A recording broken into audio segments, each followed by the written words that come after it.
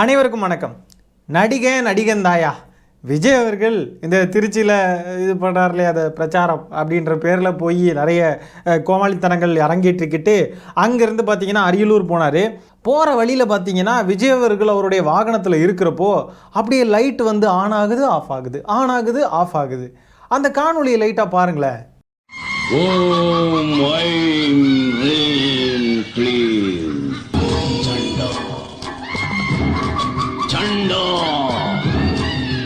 ஜண்டா இல்லை, இது தண்டம்.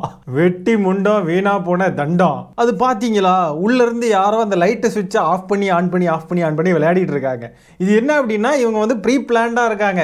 எப்படின்னா வெளியே இருந்து ரசிகர்கள் வீடியோலாம் எடுப்பாங்க இல்லையா, அப்போ விஜய் அவர்கள் இப்படி இந்த ராஜ பரம்பரை சார் நாங்கள் அப்படி தான் நடப்போம்னு சொல்லிட்டு ஒரு பையன் இப்படி உட்காந்துருப்பா இல்லையா, அந்த மாதிரியே வந்து உட்காந்துக்கிட்டு அப்படியே பார்த்துக்கிட்டு இருக்காரு. அது வீடியோ எடுக்கிறப்போ அப்படியே சினிமேட்டிக் லுக்கு கொடுக்கும் பார்த்தீங்களா, அதுக்காகனே எடுக்கிறாங்க பார்த்தீங்களா. இவங்களுக்குலாம் இந்த ட்ரோன் ஷாட்டு, இந்த மாதிரி லைட் ஆஃப் பண்ணி ஆன் பண்ணி விளையாடுறது, இதில் வந்து ஏதாவது சினிமாட்டிக்காக கிடச்சிடாதா, ட்ரோன் ஷாட்ஸில் ஏதாவது சினிமாட்டிக்காக கிடச்சிடாதா, இதுதான் இவங்களுக்கு முக்கியமாக இருக்குது. இந்த கத்தி படத்தில் இந்த காயினை போட்டு அடிப்பார் இல்லையா, ஒரு பெரிய கத்தியை வச்சுக்கிட்டு எல்லாரையும் போட்டு அடிப்பார் இல்லையா, மெயினை போய் ஆஃப் பண்ணி ஆன் பண்ணுவார் சதீஷ். இவர் மாறி போட்டு இப்படி நல்லா பயங்கரமாக அடிப்பாப்பில்.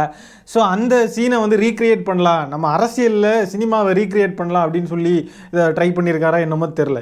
அங்கே இவருடைய ரசிகர்கள் ஒவ்வொரு கட்சி தலைவரையுமா கூப்பிட்டு எல்லாருக்கும் கொலமிரட்டல் விட்டுக்கிட்டு இருக்கானுங்க. அங்கே பார்த்தா என்னெல்லாம் பாடுபடுத்தி வச்சுருக்கானுங்க, ஏர்போர்ட்டை டேமேஜ் பண்ணியிருக்கானுங்க, அங்கே இங்கேன்னு எவ்வளோ அலப்பறை பண்ணி மக்களுக்கெல்லாம் அவ்வளோ கஷ்டங்க.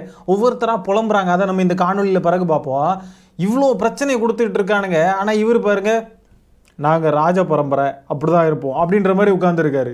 விஜய் அவர்களுக்கு வந்து அரசியல் பண்ணணும் அதெல்லாம் கிடையாது. அவருக்கு வந்து இன்னும் நல்ல வேலிடேஷன் கிடைக்கணும், இன்னும் நம்ம வந்து இன்னும் புகழின் உச்சத்துக்கே போகணும்.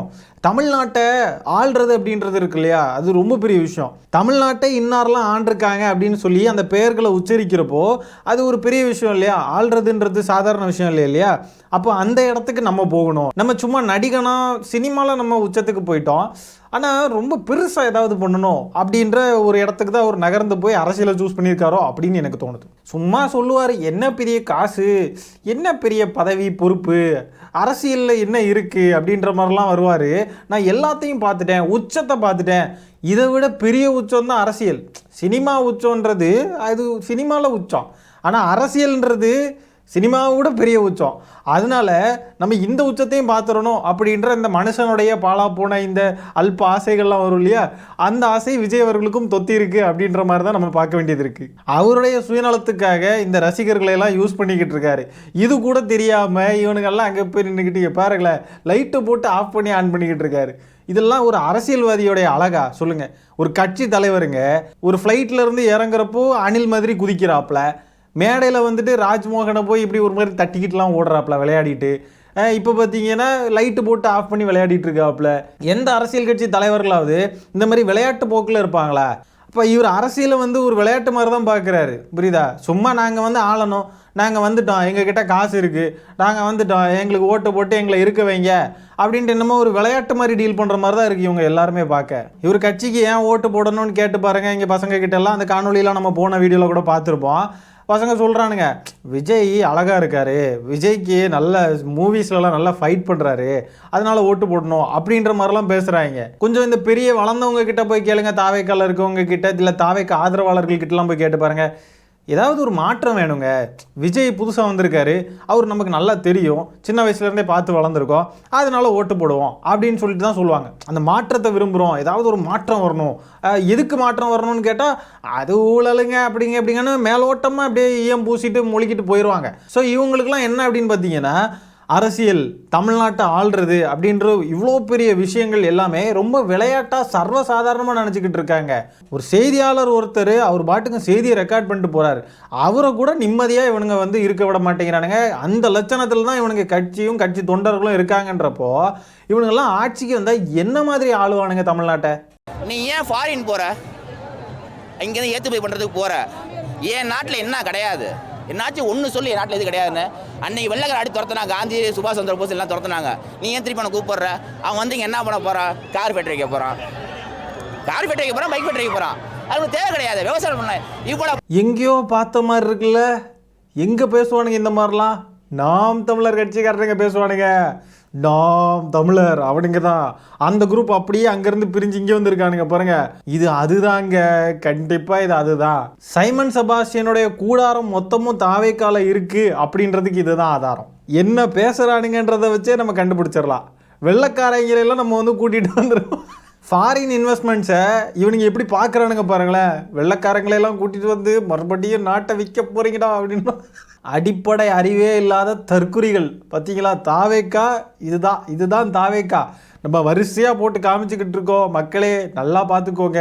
இதுக்கு முன்னாடி போட்ட வீடியோலாம் பார்க்கலன்னா போய் பாருங்கள். எந்த அளவுக்கான தற்குறிகள் தாவேக்கா காரங்க அப்படின்றதெல்லாம் ஒவ்வொரு காணொலியிலையும் தோல் உரிச்சிக்கிட்டு இருக்கோம். தயவு செஞ்சு போய் பாருங்கள் எல்லா காணொலிகளையும். விஜய் அவர்கள் வெளிநாட்டிலேருந்து காரை இறக்குமதி பண்ணியெல்லாம் வச்சுருக்காப்புல. அதெல்லாம் இவங்களுக்கு தெரியுமா தெரியாத தெரில. வெளிநாட்டுக்காரங்களெல்லாம் கூட்டிகிட்டு வரோமா, யாரா நீங்களாம் அப்படின்னா முதல்ல உங்கள் விஜய் அண்ணகிட்ட போய் சொல்லுங்கள். வெளிநாட்டுக்காரங்க கண்டுபிடிச்ச எதையுமே யூஸ் பண்ணாதீங்க. யாரா நீங்கள்லாம், ஏன்டா இப்படி இருக்கீங்க, ஒரு மாதிரி சைக்கோடா நீங்கள்லாம். மக்களுடைய பொருளாதாரம், வேலைவாய்ப்பு இதையெல்லாம் பற்றி தெரிஞ்சவங்களுக்கு மட்டும்தான் இந்த மாதிரி முதலீடுகளுடைய முக்கியத்துவம் என்னன்றதெல்லாம் தெரியும். இந்த மாதிரி தற்குறிகளுக்கு என்னது தெரியும் பார்த்தீங்களா. இளைஞர்களெல்லாம் இந்த சைமன் செபாஸ்டியன் ஏற்கனவே மடமாற்றி தவறான திசையில் கூட்டிகிட்டு போய் தவறான அரசியலை கற்பித்து அந்த இளைஞர் கூட்டம் இப்போ எங்கே போகிறதுன்னு தெரியாமல் சைமன் செபாஸ்டியன் ஒரு மாதிரி பைத்தியம் மாதிரி பேசிக்கிட்டு இருக்கு. எல்லாம் தெரிஞ்சு போச்சு. இப்போ பார்த்தீங்கன்னா விஜய் அவர்கள் கட்சி ஆரம்பித்ததுனால ஒன்று ரசிக வரியில் வந்திருக்கும், இல்லைனா சைமன் செபாஸ்டியனை பற்றி என்ன இந்த ஆள் இப்படி இருக்காப்ல அப்படின்னு சொல்லிட்டு ஏதோ கொஞ்சம் தெளிஞ்சு இந்த பக்கம் வந்திருக்கும். ஆனால் தெரியலை, எதுவும் தெரியலை. அது அப்படியே தான் இருக்குது. ஆனால் என்ன, இடம் மட்டும் மாறி இருக்கு. அங்கேருந்து இங்கே ரெண்டும் ஒன்று தான். தாவேக்காவும் நாம் தமிழரும் ஒன்று தாங்க. அவ்வளோதான். இன்னைக்கு வேலை போச்சு. இந்த விஜய் கட்சினால போச்சு, விஜயனால போச்சு. 5 கிலோமீட்டர் என்னால் வயசு 60 வயசு ஆகி போச்சு. என்னால் நடக்க முடியுமா? இங்கே எங்கடையாவது மரத்து நானால போய் படுத்து எரிஞ்சு வீட்டை பார்த்து தான் போகணும். விஜய் வந்திருக்கிறாங்க, அதனால தான் பஸ் மறியல் பண்ணி விட்டுருக்கோம், மாற்றி விட்டுருக்கோம் அப்படிங்கிறாங்க. இதனால மக்கள் வந்து ரொம்ப பாதிப்பா இருக்குங்க சார். காலையில பொழைக்கிற பொழப்பை கெடுத்து விட்டா எப்படி மக்கள் பொழைக்குங்க? நம்மளை தாண்டி ரொம்ப போறவங்களும் இருக்காங்க சார். அதனால மக்கள் வந்து ரொம்ப பாதிப்பா இருக்குங்க சார். மக்களுக்கு பாதிப்பு இல்லாம எதா இருந்தாலும் நடத்த சொல்லுங்க.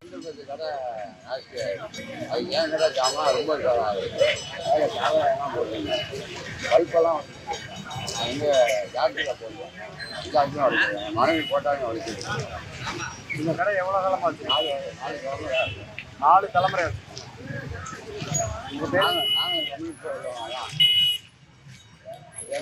ரவிச்சந்திரன் பக்கத்து கிடையாது அண்ணா. எத்தனை பொதுமக்கள் பாதிக்கப்பட்டிருக்காங்க பாருங்கள். இப்போ லாஸ்ட்டாக பேசின இந்த ஐயா அவர் வந்துட்டு 4 தலைமுறையாக கடை வச்சுருக்காங்க. அந்த கடையை சுக்குநூறாக அடித்து நொறுக்கிட்டு போயிருக்கானுங்க. கடையில் கஷ்டப்பட்டு இறக்கி வச்சுருந்த பொருட்களை எல்லாம் உடச்சி சுக்குநூறாக்கிட்டு போயிருக்கானுங்க. அடுத்தவங்க பொருள், அடுத்தவங்க கடை, அடுத்தவங்களுடைய கன்சர்ன் இதெல்லாம் வந்து எதுவுமே என்னன்னே தெரியாது போல இருக்குங்க. பார்த்தீங்களா எந்த அளவுக்கு ஒரு மூடர் கூட்டம் தமிழ்நாட்டில் இருக்குன்றதை பார்த்துக்கோங்க. இவனுங்க கூட தான் நம்ம வந்து சுற்றி சுற்றி வாழ்ந்துக்கிட்டு இருக்கோம்.